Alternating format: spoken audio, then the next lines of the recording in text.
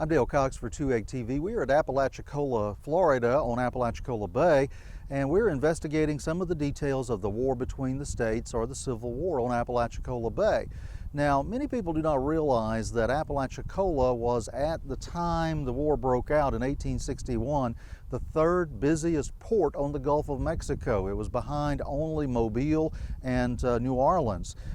Steamboats came down the river to the dock up at the warehouses here at Apalachicola. They unloaded cotton, and then the cotton was exported out on schooners. One of the first things that Confederate troops did here at Apalachicola was erect a battery. In fact, Battery Park here is still named after that battery, although the battery is long gone.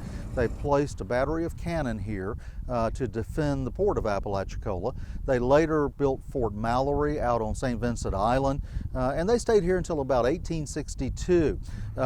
In the really late winter, early spring of 1862, they were ordered to withdraw from Apalachicola and abandon the city, and the Confederate troops departed here, pulling out their cannon and taking them with them.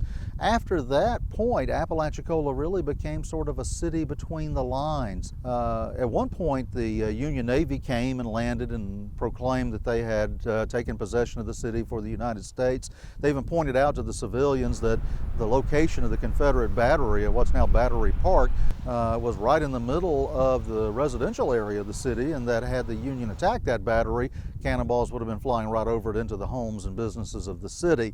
And the people, of course, when the Union was in town, they all agreed with the Union, and when the Confederacy was in town, they all agreed with the Confederacy. The Union never fully occupied it. They would come in occasionally and make little boat trips. The Confederate cavalry or Confederate pickets would sometimes come down and roam around town and take a look around. There were different signals that people in Apalachicola gave to let one side or the other know that it was okay to come in. They put a barrel they set up on the top of the Orman House to let the Confederates know it was okay to come in and check out the town. Other signals were given for the Union troops to know it was okay to come in. People here, like most Floridians, were a mix. Some were very, very devoted to the Confederacy. Others were Unionists who favored the Union outcome in the war.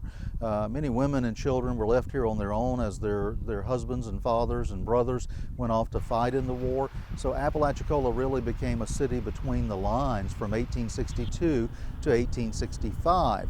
Confederates, contemplated many times reoccupying Apalachicola. They never really did. In fact, as the war came to an end, they were anticipating bringing the ironclad CSS Jackson down from Columbus, Georgia on the Chattahoochee River, along with the gunboat CSS Chattahoochee and the torpedo boat Viper. And they were going to bring those down and try to break the blockade here at Apalachicola. But the war ended before that could happen. The Jackson and the Chattahoochee were burned to the waterline and sank to the bottom of the Chattahoochee River in 1865. The Viper was captured intact, but the Union Navy was trying to tow it to Key West, and it swamped and sank somewhere out in the Gulf of Mexico. By the end of the war, the industry here in Apalachicola had pretty much come to an end. There was not much shipping done during the war. Only a few blockade runners managed to escape the Apalachicola River between 1862 and 1865. Union troops came over in May of 1865 and reoccupied the city. Brigadier General Alexander Ashbeth, who commanded those troops, he was also the general who had attacked Mariana during the Battle of Mariana further north up the Chipola River. He said that by June of 1865, people were beginning to return to Apalachicola from, as he put it, all over rebeldom. That was his way of describing the South.